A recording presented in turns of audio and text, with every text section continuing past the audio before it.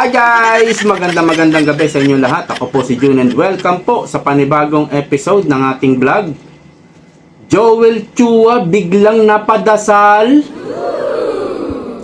Biglang nagdasal po si Joel Chua. Nauuso na yata talaga ang pag-atras.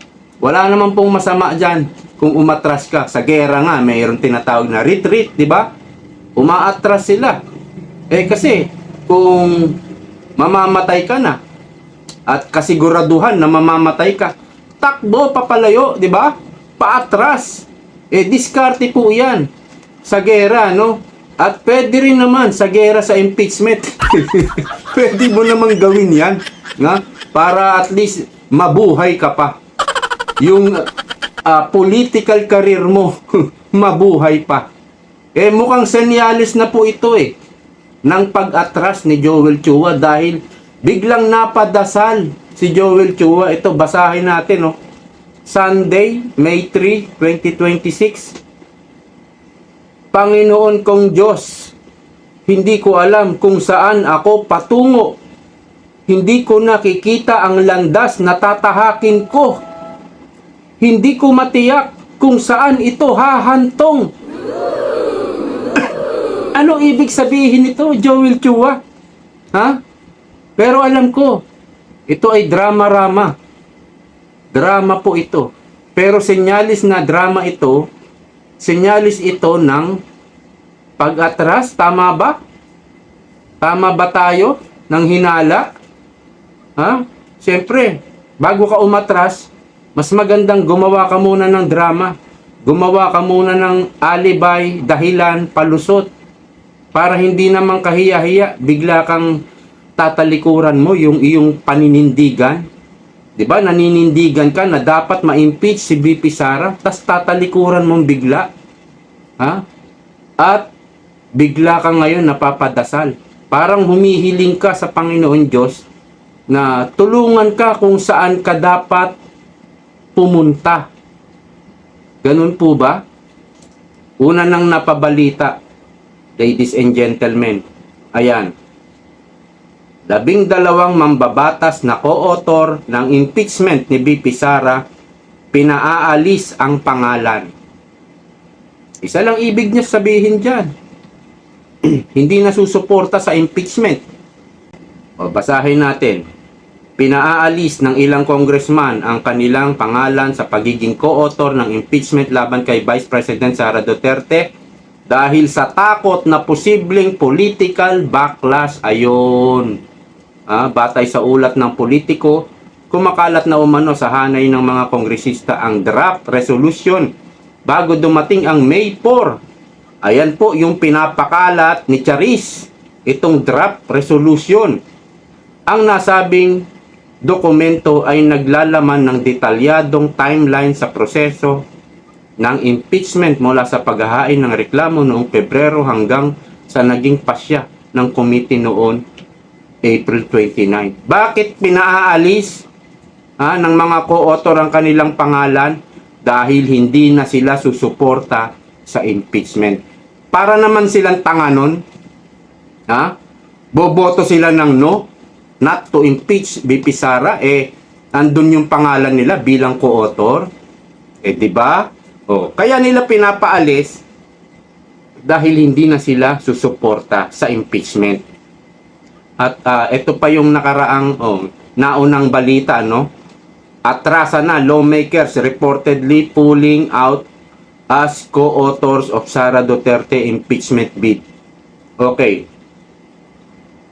Ang nakikita ko po dito, ewan ko kung tama ako, may kumikilos. Opo. Diyan po sa mga congressmen. May kumikilos. Sino yan? Sino yung kumikilos na yan? Malamang, isa yung makapangyarihan, influencer, hindi po vlogger. Malakas ang impluensya. Nakikita nyo na ba kung sino? Ito kaya si Tambaloslos? Kumikilos ka ba, Brad? Dahil ba hindi na kayo bate ng iyong pinsan? Kasi Gagawin kang Paul Guy ng iyong pinsan. Kaya ano, laglagan na, labanan na. O ha?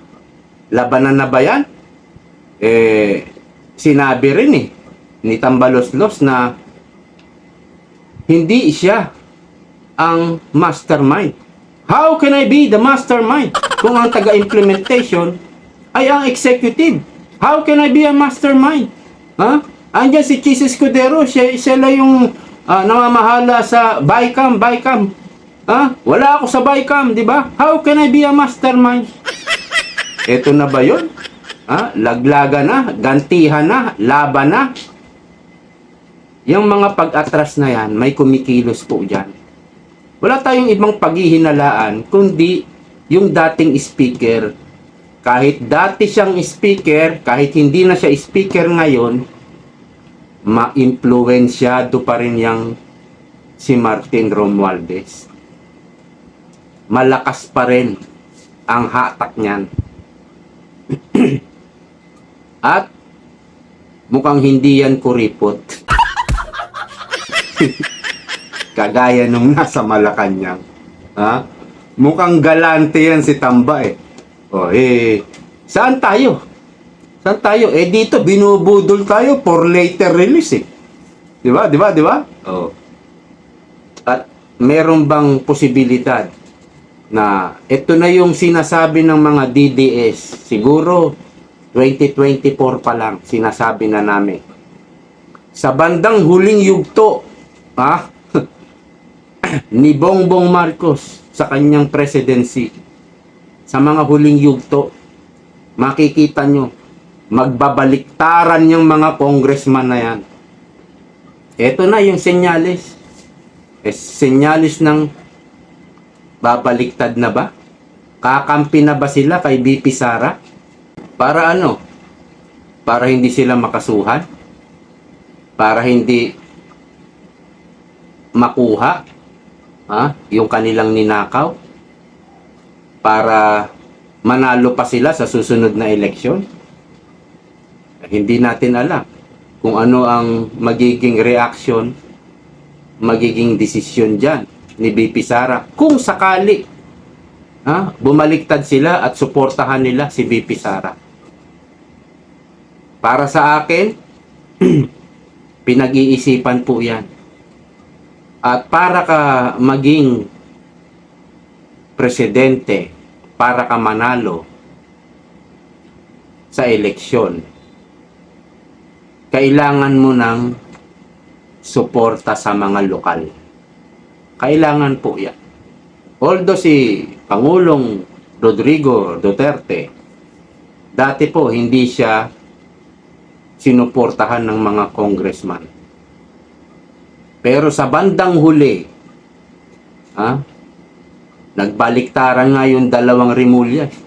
Mula kay Binay, tumalon kay Duterte. Sa bandang huli, sinuportahan naman po ng mga mayor, ilang congressman, si Duterte. Kaya siya nanalo. Isa rin yung tulong o malaking tulong. Kung ano man maging desisyon dyan, kung sakaling magbaliktaran na ang mga yan, si Vice President na ang bahalang dumiskarte dyan. Marami namang mag-a-advise dyan. Diba? Pero, yan po ang aking hinala. Ito po, yung pagdarasal ni Joel Chua, senyalis po ito na magbabago siya ng desisyon. Napabalita, May 4, bukas, botohan na raw. Meron namang ibang balita sa bilyonaryo, May 11 daw ang botohan. So, magulo. Sinabi rin ni Kokey, May 4 ang botohan. Merong balita May 11 daw ang botohan.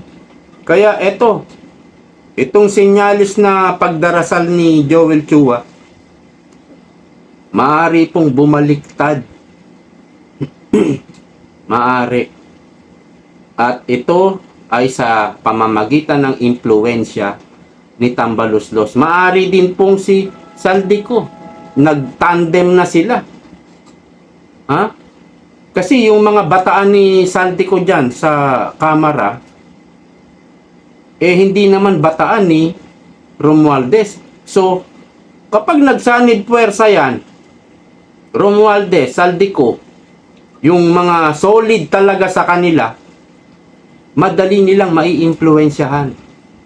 Madali po.